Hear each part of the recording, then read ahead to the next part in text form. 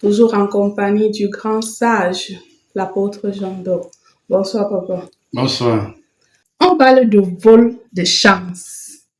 Quelles sont les raisons qui peuvent qui peuvent amener quelqu'un, autant pour moi, à perdre ses chances? Quelles sont les différentes portes qui s'ouvrent pour qu'on puisse voler la chance de quelqu'un? Bon, premièrement, quelqu'un peut avoir une ou plusieurs étoiles qui brillent très bien, qui sont suffisamment fertiles, mais la personne ne fait même pas un certain nombre d'expériences pour se rendre compte effectivement qu'elle a l'attraction. Et les autres se disent, les vampires et autres se disent que bon, comme tu as des étoiles qui ne te servent à rien, non, chez nous, sans doute que ça servira. Et on le lui arrache et on peut poser, c'est pas méchant, à d'autres, on prend ce que ces personnes ont, mais qui ne leur sert à rien. On dit tu as une belle étoile, tu as ceci, tu es potentiellement milliardaire, tu es potentiellement ceci ou cela, mais la personne écoute comme une poule qui regarde à un écran de télévision, ça ne lui dit rien. Donc, on parle du sujet 1. La jalousie peut permettre, et j'ai dit que même quand on a parlé de vampirisme, c'est parce qu'au départ, disons, les toiles de tout un chacun brillaient et ça se voyait à vue d'œil. Et à un moment donné, certaines personnes ont perdu leur étoile et se sont demandé est-ce que la personne n'a pas volé notre chance, est-ce qu'on ne peut pas attraper la même personne, la prendre et puis récupérer? Donc, ce n'était qu'une grande illusion.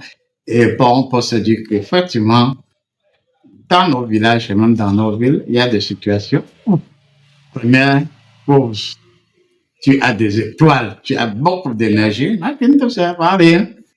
Et les connaisseurs se disent, bon, comme ça n'est pas utile, nous l'arrachons et nous mettons ces forces-là en valeur. C'est leur raison, puisqu'en réalité, le méchant, même Satan, n'agit jamais sans chercher un alibi.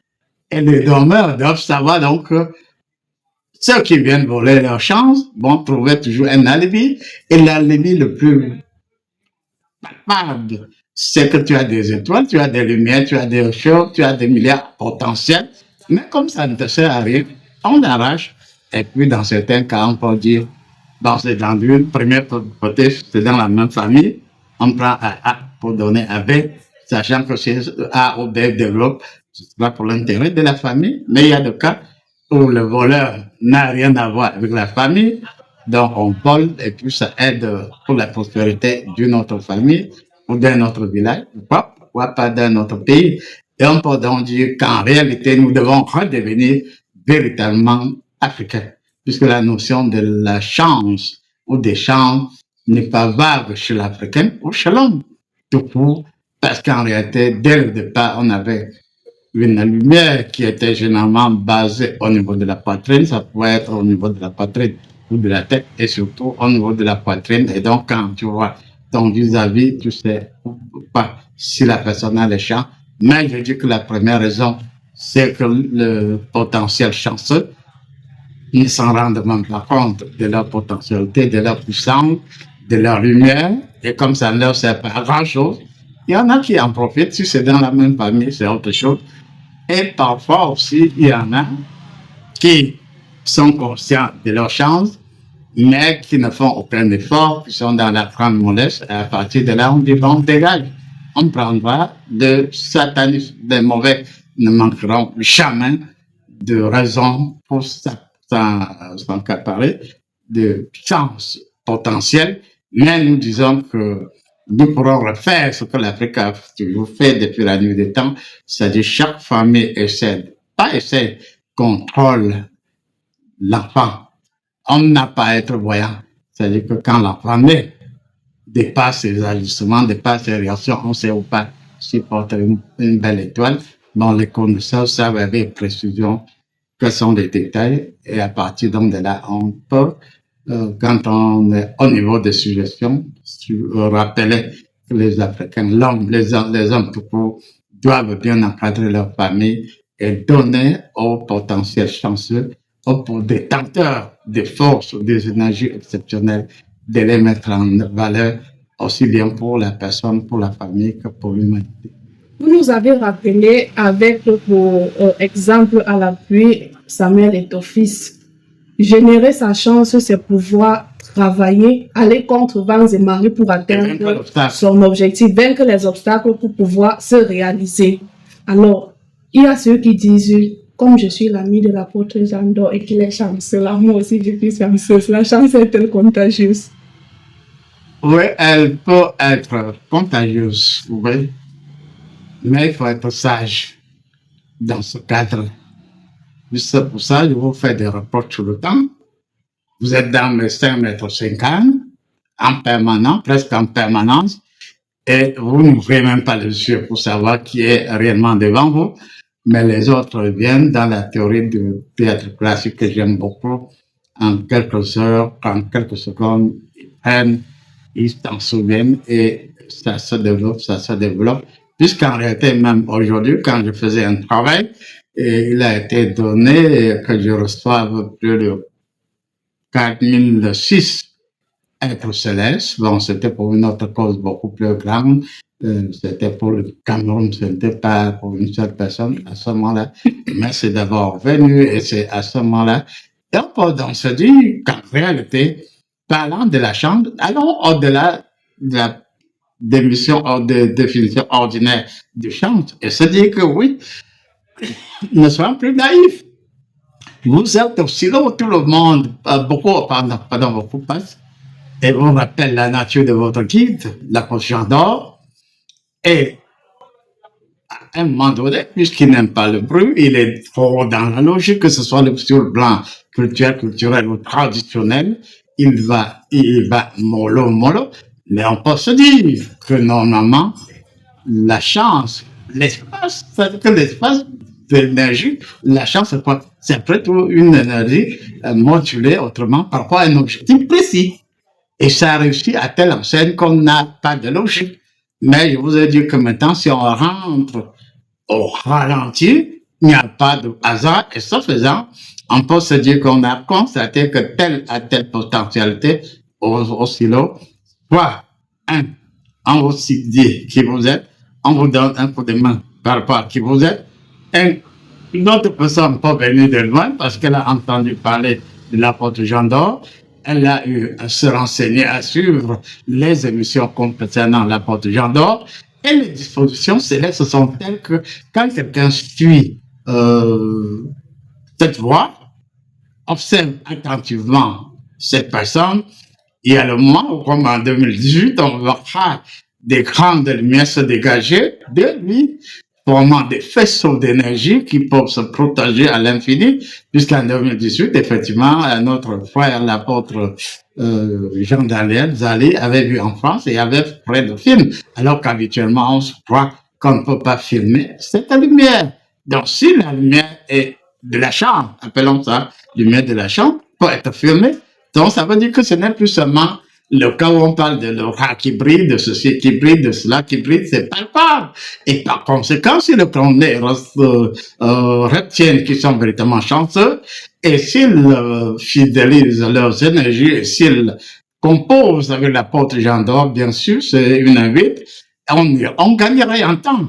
Mais comme on sait que l'humain aime beaucoup plus le 11e point, là où il y a agitation, là où il y a un peu de miracle, là où on parle un peu de voyage, on parle un peu de mariage, on parle un peu de ceci, qui nous a dit que le fait de suivre seulement le discours sur les champs, étant donné qu'il n'y a pas de hasard, quelqu'un peut se dire suivre. Et pendant qu'il le suit, il y a des vibrations super rapides qui peut pénétrer la personne, et même s'il y avait la malchance dans la personne, voilà, en écoutant la malchance, les énergies des chants brisent donc en la personne les éléments jus de ce qu'on appelle malchance. Et par conséquent, il y a transformation, les énergies de malchance sont broyées sans trop de discours, et la personne prend un nouveau départ, ça peut se faire, mais comme on est seulement habitué au 11e point, et c'est là qu'on perd même progressivement la notion de chance, elle existe beaucoup. On doit travailler, oui, mais dans une bonne orientation, oui, et l'orientation plus dans quelques rares cas où, pourquoi pas généralement, dans une substance de départ appelée donc noyau cosmique du souffle de la chance. Donc, il y a un phénomène dont j'ai suivi plus d'une femme s'en plaindre. L'une m'a confié, quand elle va au marché, quand elle se place devant une femme qui vend quelque chose, si elle prend peut-être un vêtement, il y aura tout un rang devant cette femme pour acheter les vêtements de cette femme. Mais à son tour, si elle-même n'est pas acheté une marchandise pour vendre, ça ne passe pas, on n'achète pas. Comment expliquer ça? Donc, elle n'a pas suffisamment étudié le mode d'emploi de ce qu'on peut appeler la chance. Et dans ce cas précis, c'est une démonstration plausible pour rappeler donc que la chance peut être contagieuse. Elle contamine autrui avec sa chance. Et voilà des fils qui se forment pour acheter sur cette personne. Et si elle reste dans la même lecture, dans la même flamme, elle va acheter sa part. Mais quand est-ce qu'elle va acheter sa part? Si elle achète sa part en du temps, l'argent va la quitter. Mais si elle se renseigne et se demande qu'est-ce qui s'est passé, elle peut même utiliser la science même dans le domaine de la chance. C'est-à-dire qu'elle peut essayer chez A, B, C, D, et puis se demander, bon, qu'est-ce qui marche le plus? Est-ce que c'est parce qu'en sortant de chez moi, je suis dans la joie? C'est-à-dire la personne s'observe et à partir de là, elle quittera le doute. Elle se retrouvera sa vraie définition, mais le mauvais hasard veut que beaucoup qui ont plein de chances multiformes, quand c'est leur tour, elles lâchent, elles doutent. Elle se dit, ce n'était qu'un hasard. Donc, comme ce n'était qu'un hasard, la malchance prend la place de la chance et la personne va savoir qu'elle sera dans des essais et erreurs presque toute sa vie, alors qu'une telle personne doit réellement s'étudier dans quelle disposition est-ce que j'ai dormi, quand je me suis réveillé, à quoi est-ce que je pensais, quand j'étais sur la route, qu'est-ce qui m'animait, déjà pour la chanceuse potentielle capable de distribuer, déjà elle est en alpha, c'est-à-dire il y a une joie certaine qui touche la personne, et quand la personne arrive au marché ou je ne sais où, elle est toujours dans la joie, elle est toujours dans l'extase, elle est toujours dans la modulation des ondes alpha, et quand la personne se met à réfléchir à contre-temps, elle sort donc des ondes alpha, elle n'a plus, même si elle veut faire pour réussir, elle aussi, elle ne sera plus en état d'onde alpha, puisqu'on a oublié cet aspect-là. On ne développe pas les chances ou n'importe comment. On est dans un état particulier. Et si vous demandez aux chanceux, en tout cas aux chanceux surtout, comment est-ce que vous produisez la chance, la personne va vous dire que je ne sais pas se saisir d'elle. À un moment donné, elle sent qu'elle ne peut qu'être contente d'aller saluer le voisin, les voisins. Elle peut être très contente d'aller voir quelle personne, tel camarade qu'elle a perdu de vue. Et quand elle porte donc cette énergie dont l'exploitation est appelée chance, elle arrive au marché baignant donc dans la lumière et cette lumière enveloppe et la personne et ses marchandises et la personne qui n'a pas, qui n'attend que vendre. Bon, alors qu'elle qui a apporté la chance se met à poser mille et une questions sans réponse. Grand sage, pour celui qui a eu à perdre ses chances, qu'on a eu à dérober, on a eu à piétiner, y a-t-il une possibilité de récupérer si celui-là se réveille et se met véritablement au travail? Oui, sauf si on tue la personne, il y a la possibilité puisqu'il y a l'énergie rémanente. L'énergie rémanente, c'est un mot scientifique, pourquoi on ne s'en tient pas trop à ça? C'est-à-dire que quand tu es chanceux, tu te rappelles la période où tu avais la chance. Tu te rappelles la joie qui t'a marqué quand tu avais la chance. Tu te rappelles comment tu procédais. Et cette énergie, même si on a volé tes chances, l'enveloppe ou l'énergie qu'on appelle donc l'énergie rémanente, les empreintes, appelons ça terre à terre, des empreintes de chance pour un chanceux restent intactes. Je dis bien, les empreintes d'un chanceux restent intactes. Quand bien même on aurait subtilisé en valeur absolue ce qui constitue la base de cette chance, l'empreinte est là et attend preneur. Tout comme le Saint-Interprète dit ces derniers temps qu'il atteint preneur. C'est-à-dire, si on est dans le même conditionnement, dans la même joie, dans la même stage, alors on est passionné et puis ça coule, ça coule, ça coule. Et on peut donc dire, bon, prenons un exemple d'attraction. Par exemple, ces derniers temps, vous, quand vous avez constaté que j'aime les chapeaux, mais toi, tu m'en as apporté, d'autres m'en ont apporté. Rien qu'en ce jour, j'ai eu 5 chapeaux. Si on compte hier, ça fait au moins 6 chapeaux. 6 chapeaux. Donc, ça veut donc dire quoi? Ça veut dire qu'à un moment donné, la chance, comme tel a fait tel geste, moi aussi je fais le même geste, et maintenant tu vas vers le vieux.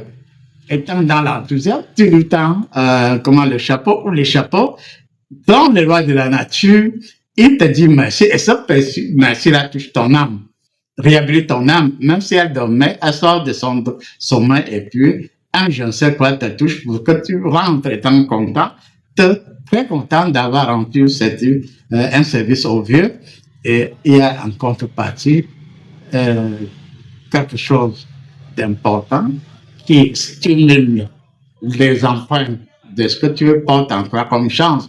Alors qu'on a, entre parenthèses, volé l'expression. Tout ça, c'était que ce qu'on a volé, en réalité, c'est l'étoile exprimée. C'est allumé avant d'être la lumière, tu comprenais très bien. Il y a d'abord sous forme latente.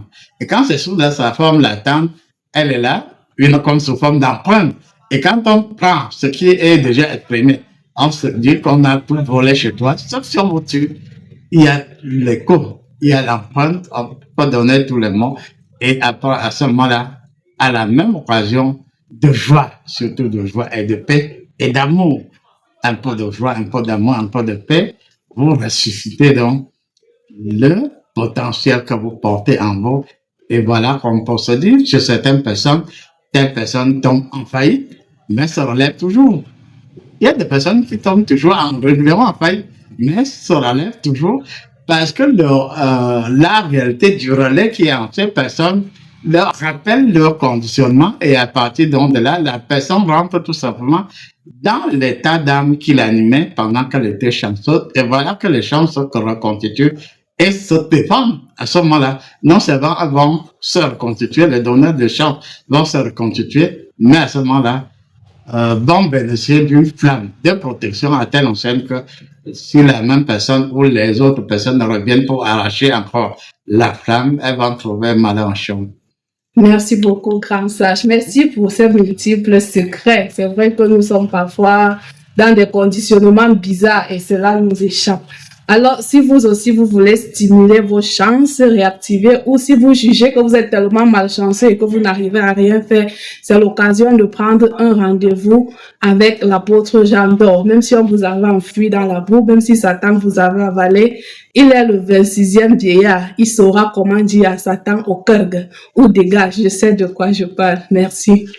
Oui, en réalité, le thème chance, c'est dans Révélation tome 2, même la marchande, c'est dans Révélation tome 2, mais nous avons développé autrement le terme chance et le terme ma chance, ce n'est que le fait de nous assombrir.